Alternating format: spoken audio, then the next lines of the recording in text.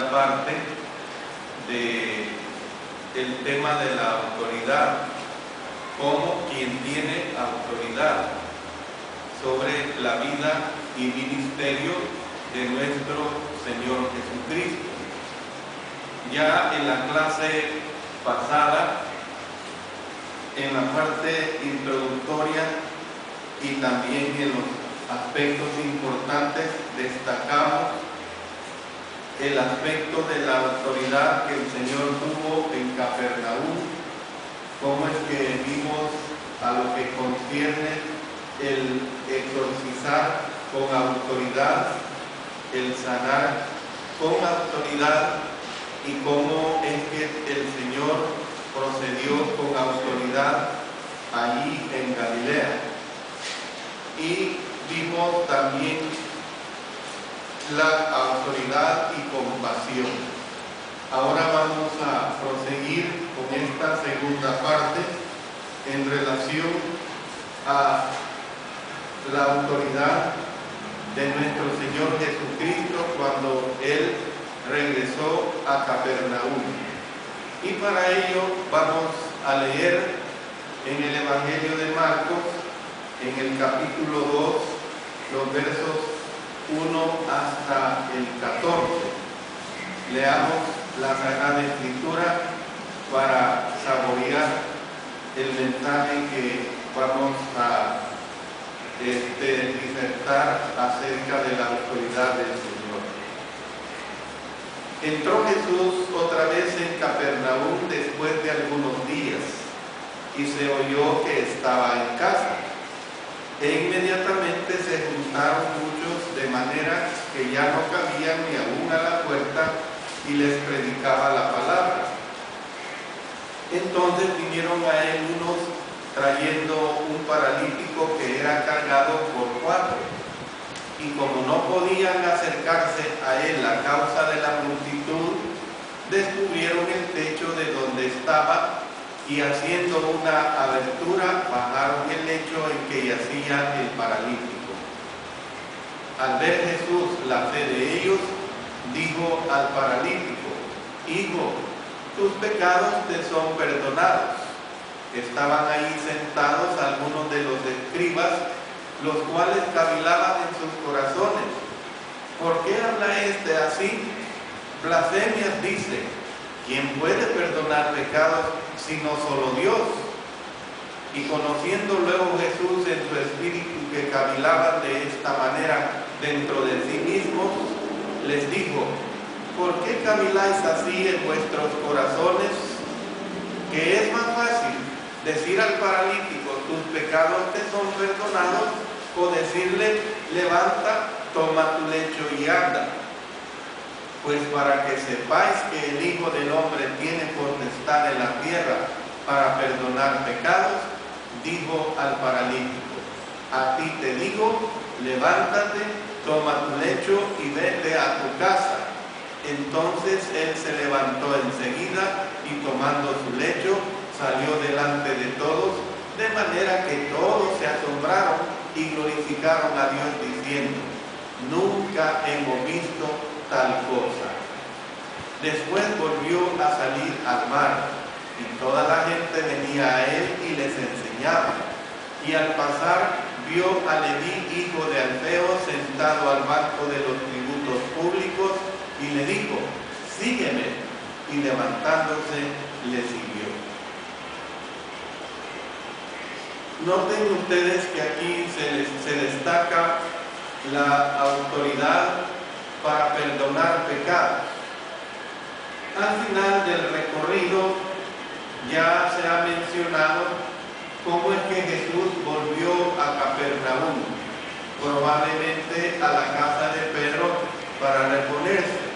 Era evidente que su jornada había sido larga, de mucho trabajo, y como ser humano que era, lo mejor necesitaba descansar, reponer algo de sus fuerzas, hablando desde este punto de vista de la humanidad de nuestro Señor. Sin embargo, no fue mucho lo que descansó, pues inmediatamente corrió la voz de que él había vuelto a la ciudad. Ya nosotros no podemos imaginar con todos los milagros que él había ya realizado, pues evidentemente que tenía que ser una algarabía el saber de su regreso. Entonces la casa donde se estaba quedando, nos narra la escritura que pronto estuvo atestada de mucha gente. Y entre los presentes, la escritura nos narra que habían escribas y fariseos. Estos hombres eran los hombres que se habían autonombrado guardianes de la ley y custodios de las tradiciones de los judíos. Algunos de estos habían venido de lugares tan lejanos como Jerusalén. Ahí lo tenemos en Lucas en el capítulo 5 y el versículo 17. Aconteció un día que él estaba enseñando y estaban sentados los fariseos y doctores de la ley, los cuales habían venido de todas las aldeas de Galilea y de Judea y de Jerusalén. Y el poder del Señor estaba con él para sanar. Cuando la popularidad de Juan el Bautista, que ya hemos visto en las lecciones pasadas sobre el papel y el trabajo que desarrolló Juan el Bautista, cuando la popularidad de Juan el Bautista estuvo aumentando, fueron sacerdotes y levitas los que vinieron a interrogar al precursor. Vamos al Evangelio de Juan, capítulo 1 y el versículo 19 para recordar esta situación. Este es el testimonio de Juan, cuando los judíos enviaron de Jerusalén sacerdotes y levitas para que le preguntasen: ¿tú quién eres? ¿Ven? Entonces esta no era una situación nueva, por decirlo así. Ahora eran escribas y fariseos los que venían a investigar a Jesús. Lamentablemente su actitud no era de conocer, su actitud no era de realmente anhelar las cosas del cielo, sino ver en qué hacían caer al Señor por todo lo que Él estaba haciendo. Y nosotros podemos ver, hermanos y amigos, que mientras Jesús estaba predicando, 4 hombres dice que rompieron el techo, y estos hombres bajaron por la abertura a un amigo paralítico. Un amigo paralítico, yo creo que durante toda su vida. Y a Jesús, hermanos, le conmovió el hombre y le dijo estas palabras: Hijo, tus pecados te son perdonados. Bueno, aquí vemos que entran en acción los críticos de Cristo. Los críticos de Cristo quedaron asombrados y se preguntaron: ¿por qué habla este así? Blasfemias dice. ¿Quién puede perdonar pecados sino solo Dios? La palabra blasfemar significa hablar en contra.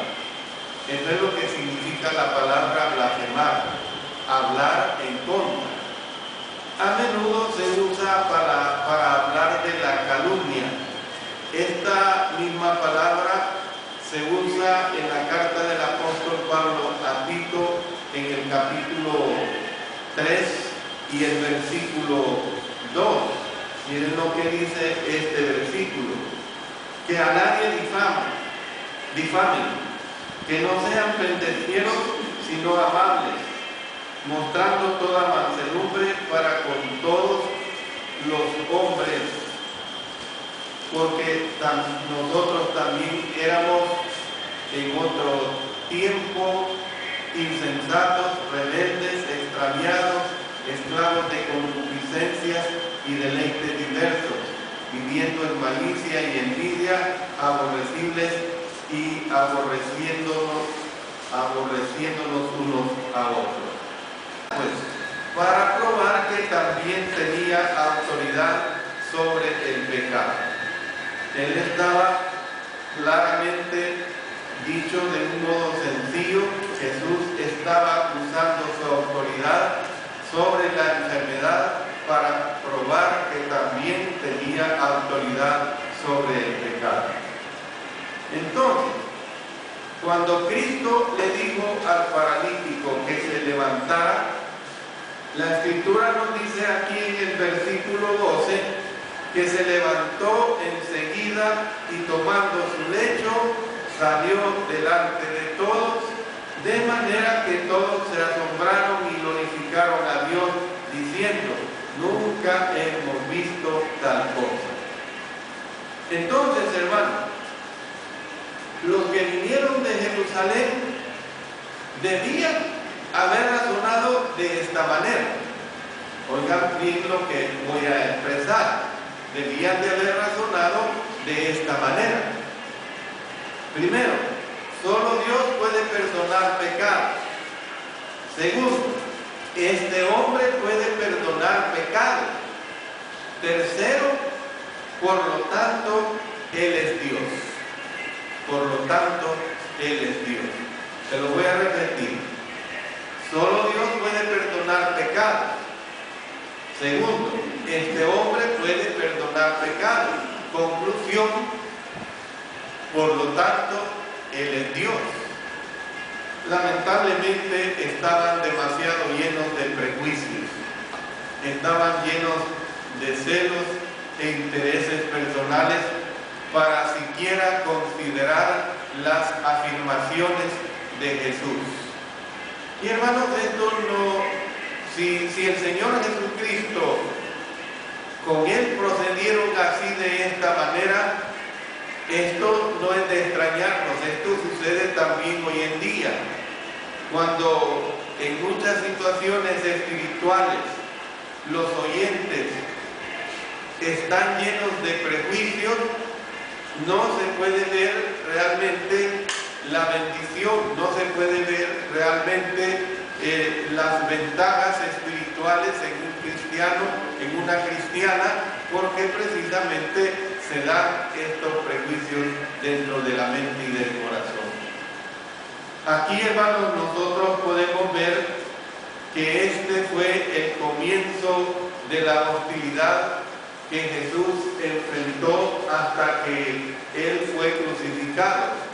Podemos decir que aquí sí ya se inicia este comienzo de la hostilidad en una forma ya directa, hasta que Él fue llevado a la muerte de cruz. No pasaría mucho tiempo para que lo siguieran todo el tiempo espías a todo lugar que fuera.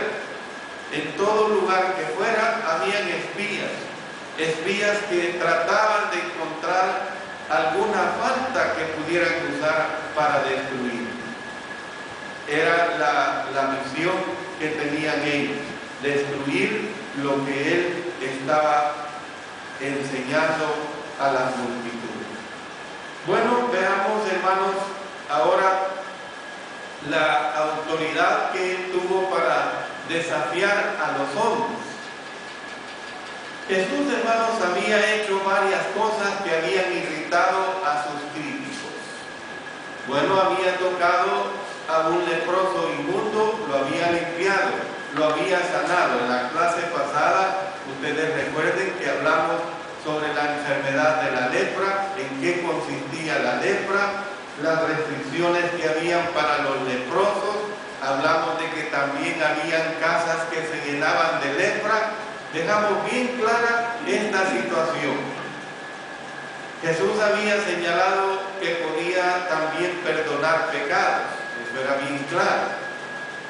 Y precisamente en esta lección incluiremos otro suceso que provocó la ira de ellos. Llamó a un recaudador de impuestos para que fuera uno de sus discípulos. Yo les voy a hablar en un breve momento sobre lo que era un recaudador de impuestos. Primeramente quiero decirles, hermanos, que uno de los sitios favoritos de Cristo en la vecindad de Capernaum lo constituía la orilla del mar.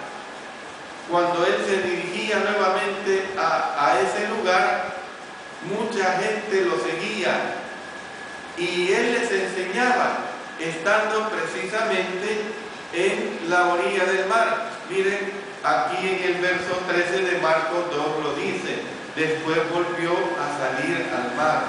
Como que le encantaba al Señor estar a la orilla del mar, ocupar ese lugar para predicar, para enseñar. Y toda la gente venía a él y les enseñaba. Bueno, cerca estaba el banco de los tributos públicos. Y este banco de los tributos públicos estaba a cargo de un recaudador de impuestos. El término usado en el lenguaje original significa hombre de los impuestos. Eso es lo que significa un recaudador de impuestos, hombre de los impuestos. También se usa como término recaudador de impuestos, se usa el término publicano, lo cual podría ser motivo de confusión en algunos países. ¿Por qué? Porque la palabra publicano en algunos países es una palabra que se usa para designar a un hombre que administra un pub. ¿Qué es un pub en algunos países? Bueno, es un bar público donde se expenden bebidas alcohólicas. Pero en este caso, del uso de la palabra latinizada, que es de latín más que todo, porque Marcos está hablando más a los latinos, al idioma latín, precisamente a un recaudador de impuestos. Bueno, ¿qué es lo que vemos? Que puede que el banco haya estado cerca del lago para cobrar el impuesto sobre los bienes y sobre las personas que transportaban a la otra orilla, o puede que haya estado sobre un camino que pasaba cerca para cobrar los impuestos sobre los productos agrícolas que se traían a Capernaum. El nombre del recaudador de impuestos, la Biblia revela que era Mateo. Y nos dice que era el hijo de Alfeo, que también se le conocía como Leví. Ahora bien, los recaudadores de impuestos eran por lo general odiados por los judíos, hermanos.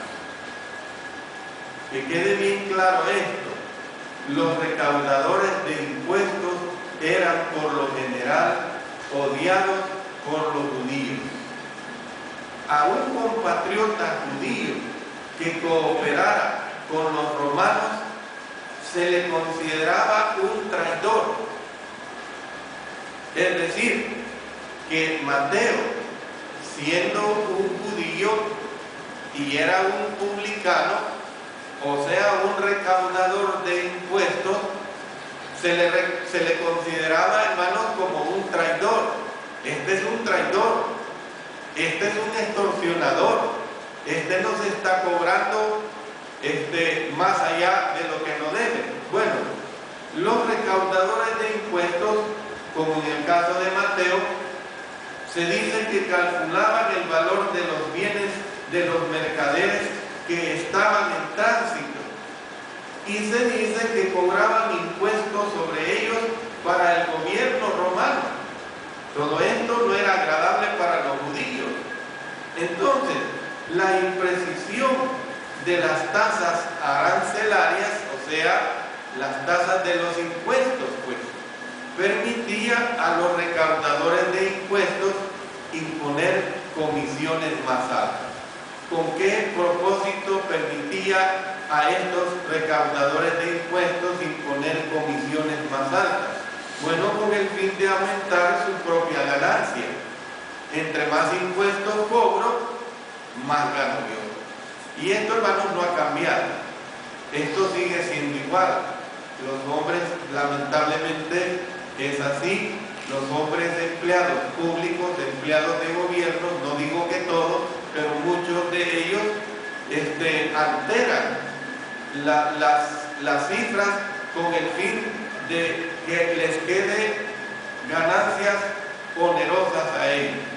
Entonces, no podemos decir que Mateo formara parte de la mayoría corrupta. No es algo que lo sepamos, no lo revela la Sagrada Escritura. Pero lo cierto es que con el solo hecho de pertenecer a una clase que había sido excomulgada por los compatriotas judíos, era suficiente para ser despreciado. Él tenía el desprecio natural del pueblo judío. Bueno, es probable que Jesús hubiera pasado a menudo por el banco de Mateo cada vez que iba y venía del mar de Galilea. No hay duda que el recaudador de impuestos, estando sentado al banco de los tributos públicos, había tenido muchas oportunidades de escuchar a Cristo cuando predicaba. Es como si el Señor Jesucristo, pongámonos que hubiese pasado por las calles comerciales de aquí de la ciudad de Quesaltepeque, y ahí están los vendedores de siempre, los que tienen tanto puestos adentro del mercado como en las calles, y ellos, al pasar una persona gritando o enseñando algo, evidentemente tienen que escucharle. Entonces, hermanos, no se nos dan los antecedentes de la relación entre Jesús y Mateo. Sin embargo, el compromiso de hacerse discípulo a tiempo completo era una decisión que se tomaba con conocimiento de causa. Sin embargo, hermanos, este día fue diferente, porque Jesús se detuvo y le dice a Mateo: sígueme. Al igual que sucedió lo que hemos visto anteriormente con Pedro, con Andrés, con Jacobo y con Juan.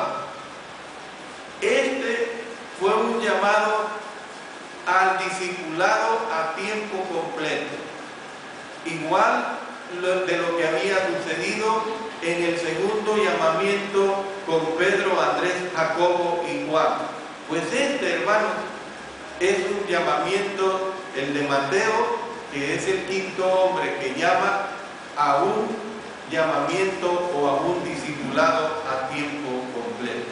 Al igual que los pescadores, Mateo, dice la Escritura, que lo dejó todo, se levantó y le siguió. Se levantó y lo siguió. Bueno, hay que entender que lo que le costó a Mateo su decisión no fue algo fácil, hermano. Era un hombre recaudador de impuestos. Por eso le he dado énfasis, y la Escritura le da énfasis, que era un publicano. Y no hay duda de que las ganancias de Mateo eran considerables. Los pescadores que dejaron sus redes para seguir a Jesús podían volver a la pesca, pero una vez que Mateo le diera la espalda a sus patronos romanos, él no podía volver a hacer o a tener su empleo de recaudador de impuestos. ¿Por qué? Porque los romanos lo consideraban como una persona no digna de confianza, una persona a quien ya no podían restaurarle su trabajo. Entonces, es bien clara esta situación que aquí se presenta en relación a lo que se da.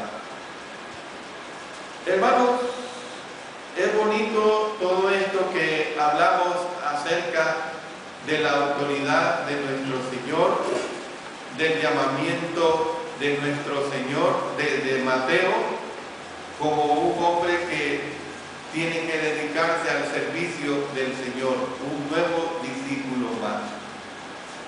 Quiero decir lo siguiente como última parte del estudio, hermano, que el gran misterio de Galilea estaba tomando fuerza.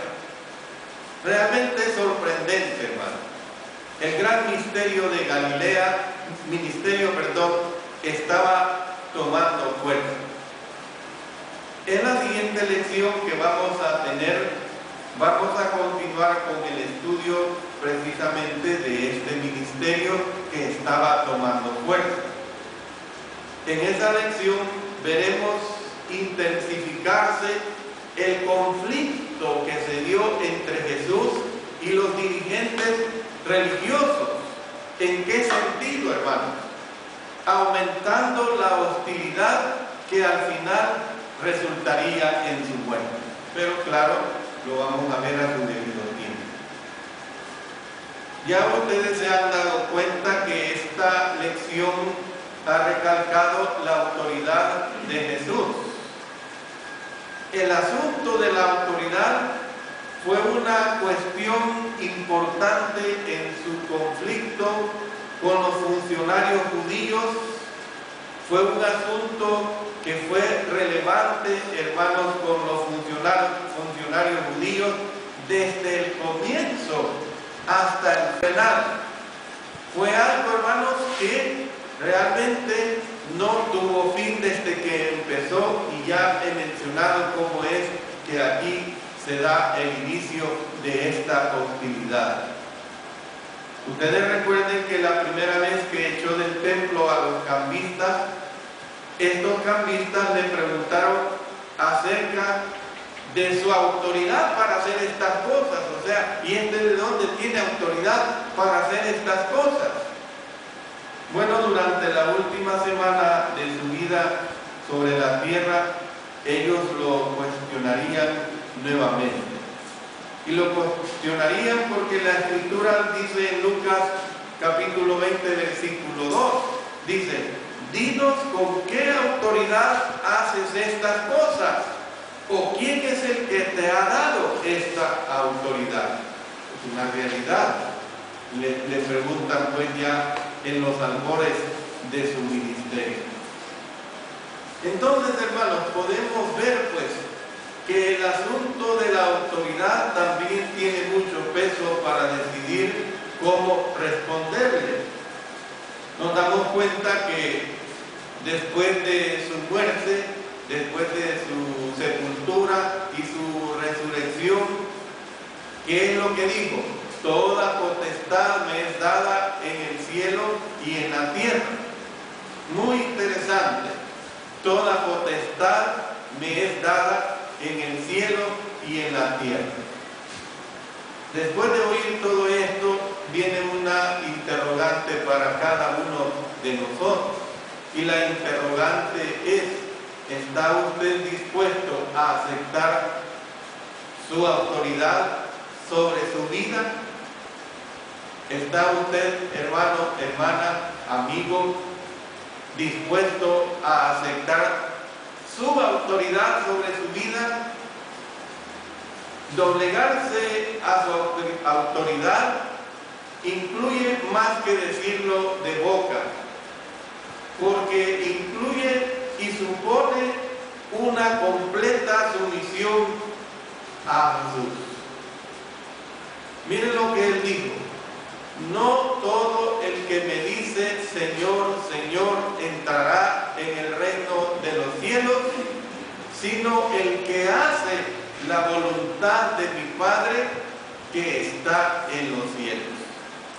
Miren que claro, no todo el que me dice Señor, Señor entrará en el reino de los cielos, sino el que hace la voluntad de mi Padre que está en los cielos. Mateo 7, versículo 21. Entonces la interrogante es: ¿está usted dispuesto a aceptar su autoridad como un cristiano, como una cristiana verdaderamente fiel. Yo digo también a los amigos aquí presentes, ¿están ustedes dispuestos a aceptar su autoridad hoy mismo? Es decir, usted tiene que reflexionar en su vida. La palabra de Dios dice claramente de que el que se somete a su autoridad es porque le obedece. Y dice, el que creyere y fuere bautizado será salvo, mas el que no creyere será condenado. Arrepentíos y bautícese cada uno de vosotros en el nombre de nuestro Señor Jesucristo para perdón de los pecados y recibiréis el don del Espíritu Santo.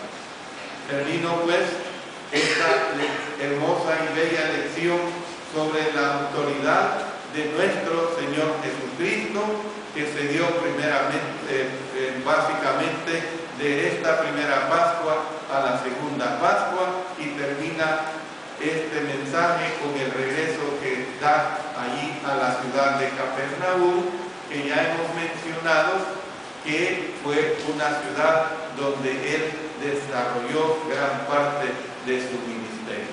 Si ustedes tienen sus preguntas, sus comentarios, sus apreciaciones, con todo gusto las pueden hacer.